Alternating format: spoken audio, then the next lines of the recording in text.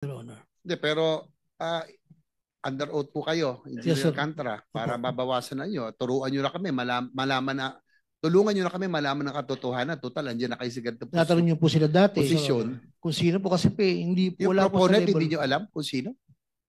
Sa level Yung nyo? yung pong regular po na Bago natin dumadating po i-cite sa for district. contempt. Last week pa ito, dalawang hearing na itong nagsisinungaling. Wala ka ring alam, Sa mga lumobo yung budget mo. Hindi ba dumadaan sa lamesa mo yan na lumaki yung pondo Mr. mo? Chair, unacceptable. And Mr. therefore, I will move, Mr. Chair, that we cite this person in contempt for lying.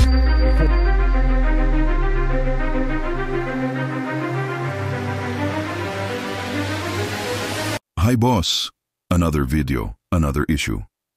Na naman tayo mga boss, ito na ang mga dapat malaman ng bayan, Senator Erwin Tulfo. Napikon na kay Engineer Alcantara dahil halata, nagsisinungaling kaya na-contempt na ito dahil ayaw magsabi ng modus at ayaw umamin na kasama siya sa corruption. Bago natin umpisahan ang video, huwag mo kalimutan mag-like, share at subscribe bossing. Push mo na rin notification bell. Salamat, bossing. Baka if we can also subpoena that Engineer Paul Duya. So ordered. Your Honor. Nandito siya. Please proceed.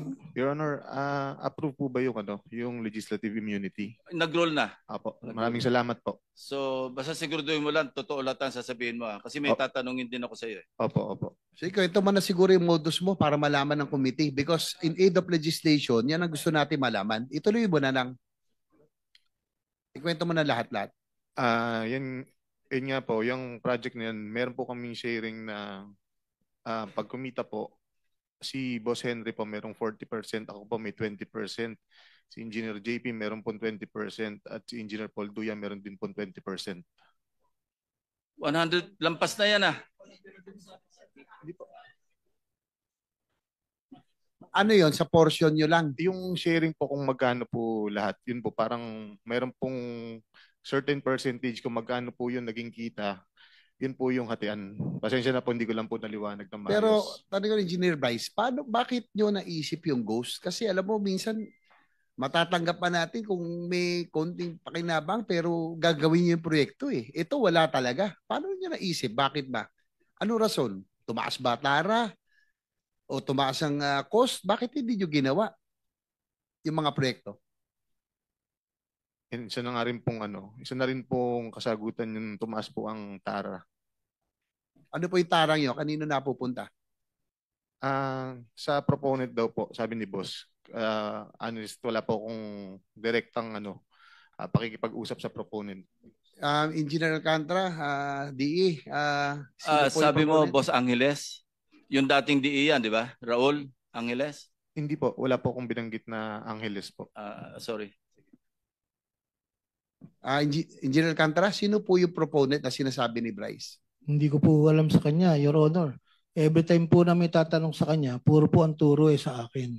Maliwanag ba naman po rito na sinasabi ng mga contractor na sila po ang kausap yan, Your Honor. Hindi, pero under oath po kayo, Engineer Alcantara, para mabawasan na nyo. Turuan nyo na kami, tulungan nyo na kami malaman ng katotohanan. Total, andyan na kayo sa ganitong posisyon, sitwasyon. Sino po buwang mas mataas na opisyal ang nakakaalam nito o may kinalaman nito? Whether insertion o pinayagan yung inyong modus, meron bang mas mataas opisyal ng DPWH? Meron bang legislator na yan ang sinususpetsahan? Dahil, sige po. Your Honor, pagdating po sa funding, gaya po na sinabi ko dati, kami po ay nagsasubmit ng wishlist sa regional office po. Wishlist po na nanggagaling sa amin. At after po niyan, sinasabit po nila sa central office. Regarding po dun sa mga insertions po ng sinasabi niyo po, wala po kaming alam po doon Your Honor Kasi po, gaya nga po nila Yusek Kati at sila Secretary, tinatanong niyo po sila dati kung sino po kasi hindi po yung wala po sa level. Hindi niyo alam kung sino? Sa level niyo? Yung pong regular po na dumadating po sa district na under po sa NEP lang po ang pinag-uusapan po natin. Sinong Yusek ang sinasabi niyo may alam nito? Yung mas mataas sa inyo? Hindi po, ang sinasabi ko po, tinatanong niyo po dati sila Yusek Cabral because they are the planning. So kami po, hindi po namin alam po sa level po namin yung sa mga ganyan pong funding, Your Honor. Dahil nung huling appear dito ni Congressman Toby Tiangco, may mga dala siyang dokumento. At doon sa kanya pinakita, Mr. Chair, marami po ang insertions at bigla bumukol, lumaki ang sa Mindoro at sa Bulacan. So, yun po ay na documented, dala ni Congressman Tiangco. Hindi niyo pa i-confirm, Engineer Alcantara, na may alam kayo doon? Hindi ko po alam, Your Honor, talaga po. Pagdating po sa funding, Your Honor. Sino ba talaga ang mastermind sa inyong dalawa? Sabi ni Bryce Hernandez, kayo po, engineer.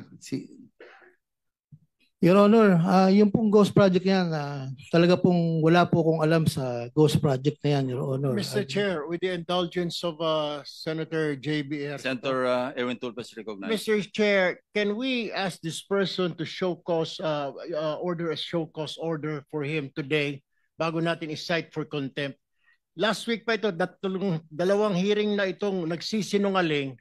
Sa mga taong sa baba, lahat may kasalanan, ikaw wala. District engineer ka, hindi mo alam na may ghost project, wala ka ring alam, lumobo yung budget mo. Hindi ba dumadaan sa lamesa mo yan na lumaki yung pondo mo? Mr.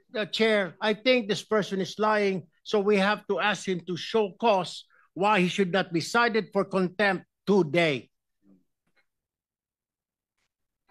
Please respond, Mr. Alcantara. Your Honor, kami naman po pag lumalabas po sa GAA, ini-implement lang po namin yung project, Your Honor.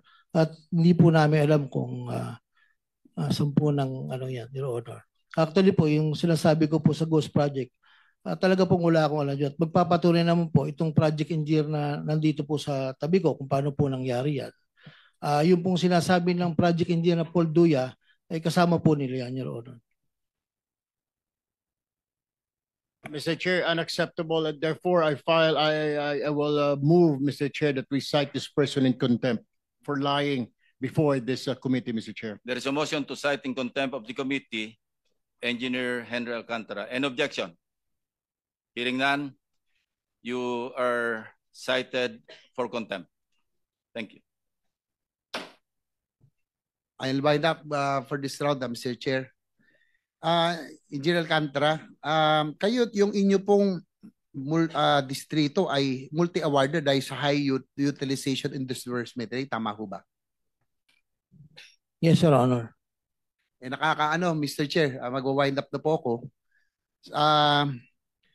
Doon daw pa kasi, kahit na halimbawa, 30% pa lang ang progress billing ng contractor, ay 40 to 50% na raw ang sinasabi, ang nakukuha nilang cheque. Bakit ito nangyayari yun? 30% pa lang ang sinisingil pero ang inyong binabayad nasa 40 to 50% na. Yeah, that's your last question because your time is up. Your Honor, ako po kasi nagdidepende lang po ako dun sa statement of work accomplished na pinipirmahan po ng tao ko. Kung ano po ang accomplishment na nasa field, sila po kasi ang nagsisertify po ng Your Honor. Thank you po. Thank you, Mr. Chair. Siguro, last na, Bryce, sino ang proponent? Alam mo ba? Ayaw kasi sabihin ni Engineer Alcantara eh. May alam ka ba? Sabihin mo na, para may inyong immunity na sa'yo. Ang sinasabi lang po sa amin ni Boss, wala po akong specific kagaya po nung sa iba na sa ibang senators po na nabanggit ni Boss. Pero dito po, wala po siyang specific na sinabi kung kanino po. Before I recognize Senator Amy, who's next in line, may papakita lang ako na slide. This will be a test of your credibility. Ano nga yung slide? Yung piles of cash na pinakita doon sa House.